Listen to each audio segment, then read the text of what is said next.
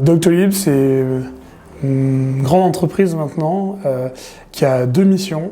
La principale, c'est améliorer le système de santé à travers deux aspects. Donc tout d'abord, côté praticiens et médecins, apporter des outils et leur simplifier la vie. Et côté patient, tout simplement améliorer le parcours de soins qui aujourd'hui encore peu digitalisé et souvent assez compliqué. Donc notre objectif, c'est bien de rendre ça le plus digital possible et faire perdre le moins de temps aux patients et aux praticiens.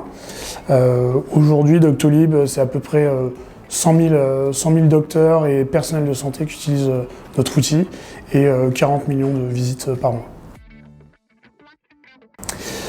Du coup, moi, je suis issu d'une école d'ingénieur, l'UTT, où j'ai fait des études plutôt orientées système d'information. Suite à ça, j'ai fait un master spécialisé en stratégie de développement d'affaires, parce que j'avais pas trop envie de, entre guillemets, coder en sortant de l'école. Et donc, je me suis donné ce qu'on appelait à l'époque la double casquette. Et ça m'a permis, à la sortie de mon master, d'intégrer CGI Business Consulting en tant que consultant. J'ai fait 2 ans là-bas.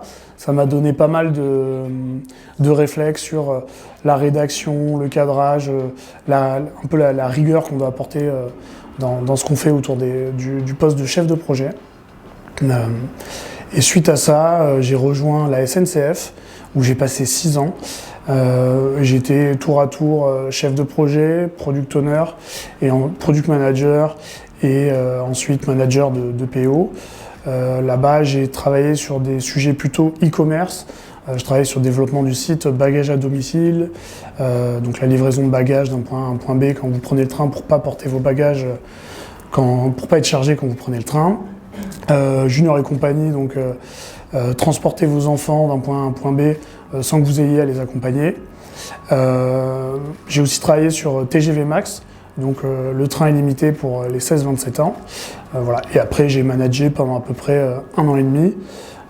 Et là, tout récemment, donc j'ai quitté SNCF pour rejoindre Doctolib en tant que product manager sur la téléconsultation.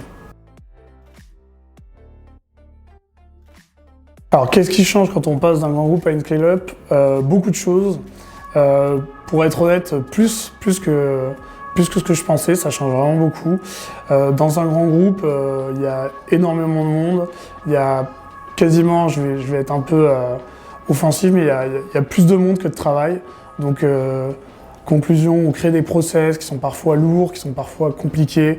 On crée des chaînes de décision qui sont longues, qui sont parfois même décourageantes pour les PM ou même les autres acteurs. Quand je suis arrivé chez Doctolib, j'ai un peu perdu tout ça de vue et j'ai perdu un peu tout l'aspect lourd qui était inhérent à mon travail. Aujourd'hui, j'envoie quasiment plus d'emails, je passe peu de temps en réunion et je passe beaucoup plus de temps à me synchroniser avec les équipes qui produisent le design, les développeurs, les sales, les ops. Donc on est beaucoup plus dans le concret et il y a un vrai esprit entrepreneurial où on attend de nous qu'on fasse, qu'on pousse nos idées. Vraiment, on est honneur de notre brique et voilà. Du coup, la hiérarchie est beaucoup moins présente et ce que je trouve pour moi est beaucoup plus épanouissant et permet vraiment de se confronter à ses propres limites et à les repousser. Alors l'organisation produit en place chez Doctolib, alors elle bouge assez souvent, mais actuellement on est organisé en feature team. Donc aujourd'hui il y a 12 ou 13 feature teams différentes. Chaque feature team est investi d'une mission qui se traduit concrètement en un KPI de niveau 1 et un ou plusieurs KPI de niveau 2. Et donc l'équipe a toute latitude pour prendre des décisions qui vont lui permettre d'améliorer son KPI et donc de répondre à sa mission. Et voilà, donc on n'a pas de QA chez Doctolib parce que on a la majorité des tests qui sont automatisés et chaque PM est en charge de faire un peu de tests fonctionnels chaque jour. pour tester fonctionnellement ce qu'on met en prod. En tant que PM de la téléconsultation chez Doctolib, ma mission numéro 1, c'est Doctor Satisfaction. Donc c'est vraiment la satisfaction des docteurs. Ça se traduit concrètement dans la téléconsultation, dans l'usage que les praticiens vont avoir de la téléconsultation. Et donc pour donner un vrai chiffre, c'est le nombre de téléconsultations effectuées par mois par docteur. Donc c'est le chiffre qu'on suit. Pourquoi on suit ce chiffre? Parce que la téléconsultation, c'est quelque chose qui est arrivé dans le quotidien des médecins en France depuis tout récemment, parce qu'on a eu l'autorisation de le faire par la Caisse d'assurance maladie depuis septembre 2018. Et donc en fait aujourd'hui c'est un service, c'est le deuxième produit de Doctolib, donc c'est un service pour lequel les praticiens payent un abonnement et donc ils doivent y trouver une vraie valeur. Et pour ça donc ils ne trouveront une valeur que s'ils en font de manière régulière, que ça entre dans leur quotidien et que ça entre également dans le quotidien des patients. Et donc aujourd'hui, mes principales fonctions, c'est vraiment de faire en sorte que ça rentre dans le quotidien des patients, des docteurs. Donc on leur fait comprendre en quoi la téléconsultation c'est génial, en quoi ça répond à certains cas d'usage, en quoi ça permet aux praticiens par exemple de faire un peu de télétravail, en quoi ça permet aux patients de ne pas se déplacer, d'avoir un rendez-vous plus rapidement. Donc voilà aujourd'hui quelles sont mes missions.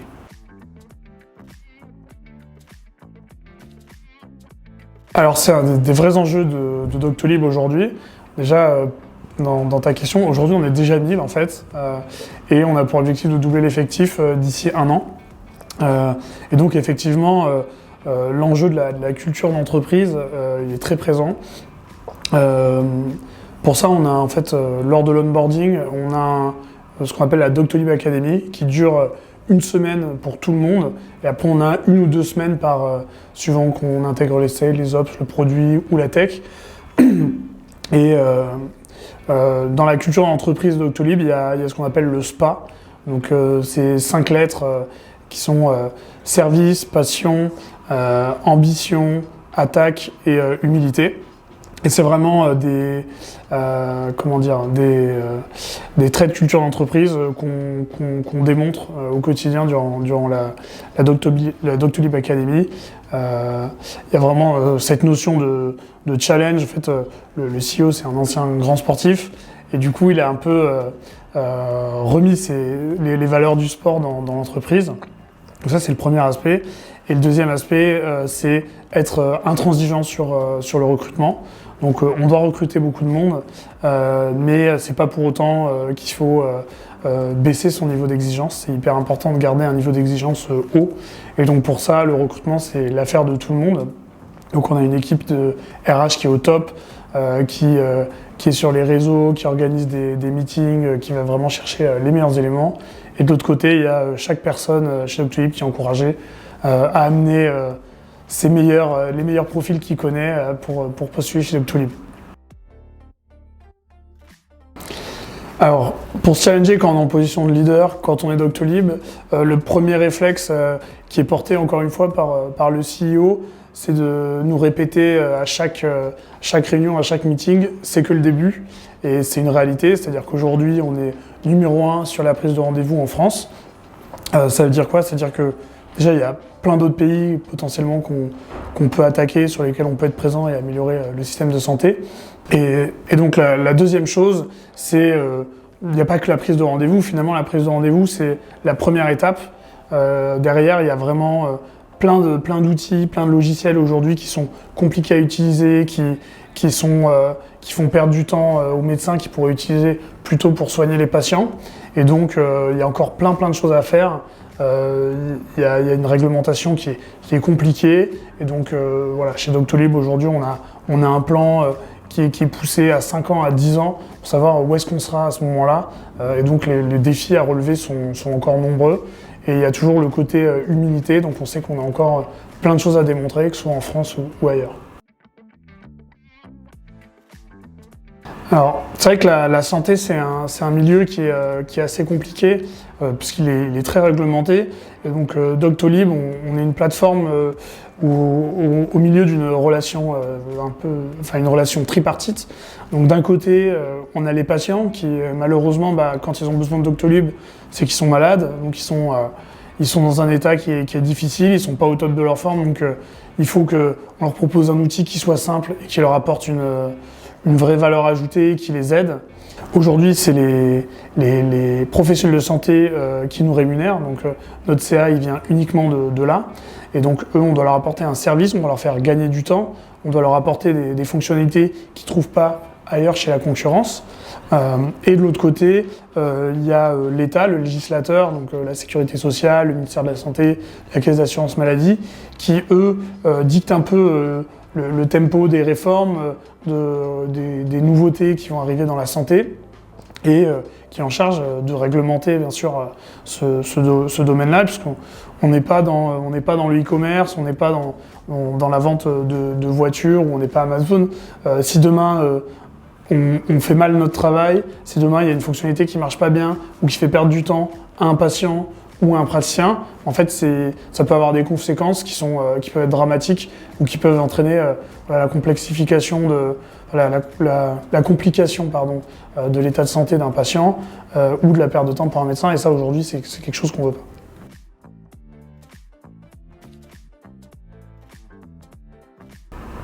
Alors, je connais pas très bien les autres licornes, mais ce que je peux dire de Doctolib et ce qui m'a vraiment interpellé, c'est que aujourd'hui on fonctionne encore beaucoup comme une start-up, alors pourtant on est 1000, donc c'est pas forcément facile. Il y a beaucoup de choses qui vont vite. L'organisation elle change presque toutes les semaines. Toutes les semaines, il y a des nouveautés, il y a des nouvelles équipes qui sont introduites, il y en a d'autres qui disparaissent, il y a des process nouveaux qui se créent au détriment d'autres. Mais on est toujours à la recherche du processus ou de la réalisation la plus performante, la plus efficiente. Et on est toujours dans une logique de est-ce que ce qu'on est en train de mettre en place va scale? Est-ce que aujourd'hui, un process qui marche quand on est 10 ou 20 sur la téléconsultation, est-ce que demain, quand on sera 100, 500, 1000 dans plusieurs pays, est-ce que ça peut fonctionner? Et sinon, comment on fait pour que d'ici 2 mois, en gros, ce soit le cas, parce que on sait que c'est une multitude de petites choses qui aujourd'hui ne posent pas de problème, demain deviendront des enjeux, et on n'aura toujours pas le temps de les adresser, parce qu'il y a plein d'autres choses à faire. Donc autant que dès aujourd'hui, on soit dans une posture de comment on fait pour être capable de suivre cette accélération. Alors, ma plus belle success story, elle est effectivement pas chez Doctolib, elle est chez SNCF. Et c'est le lancement de TGV Max il y a maintenant 3 ans, je pense. Ça a été un gros taf. On était 3-4 personnes full-time sur ce sujet pendant 9 mois. C'est un sujet qu'on a porté à bout de bras à plein temps. On a eu beaucoup de latitude de la hiérarchie pour faire ce projet, ce produit. On nous a donné les pleins pouvoirs, on a eu l'autorisation d'amener des nouvelles technos dans l'entreprise, de ne pas justement se reposer sur les SI existants qui sont parfois lourds, parfois complexes. Et donc on a eu un résultat au bout de 9 mois, ce qui prend plutôt normalement 2 ans dans l'entreprise, donc déjà on était super contents. Et ça a été une franche réussite, parce qu'en fait le premier jour on a eu 20 000 abonnés dès le premier jour. Alors bien sûr quand on est SNCF c'est plus facile que quand on est une entreprise moins connue, mais on ne s'attendait pas à ça, on s'attendait plutôt à ce type de résultats au bout de 1 mois, 2 mois, 3 mois. Et en plus de ça, on a eu plein de témoignages de jeunes qui nous disaient maintenant je peux aller voir ma copine toutes les semaines, des parents qui nous disaient maintenant je vois mon enfant plus souvent. Donc on a vraiment amélioré le quotidien de plein de Français, et ça nous a rendus super heureux et on était super contents. Alors des conseils pour les PM qui suivent cette interview, j'en ai 2. Le premier, pour moi, le plus important, c'est choisir ses combats. En gros, aujourd'hui, quand on est PM, on a plein de demandes entrantes, on a potentiellement plein de sujets qu'on veut tacler. Je pense qu'il faut se focaliser sur l'essentiel et toujours s'appuyer donc sur les datas qui nous montrent quel est le sujet le plus important et vraiment adresser que celui-ci en priorité, celui qui a le plus d'impact sur notre KPI, sur les utilisateurs, première chose. Et donc le deuxième conseil que je vais donner, qui est un peu en phase avec celui-ci, c'est savoir dire non. Je pense que un PM, et notamment un PM senior, c'est quelqu'un qui sait dire non aux utilisateurs, qui sait dire non aux demandes entrantes, et qui sait dire non aussi à ses sponsors, à sa hiérarchie, mais toujours en s'appuyant sur des datas, en s'appuyant sur la mission qu'on lui a donnée, et en expliquant toujours les raisons du non. Donc c'est se dire, voilà, cette fonctionnalité, elle est super, mais aujourd'hui, elle va engendrer plein de complexité ailleurs. C'est une super fonctionnalité, mais aujourd'hui, il y en a d'autres qui sont beaucoup plus impactantes.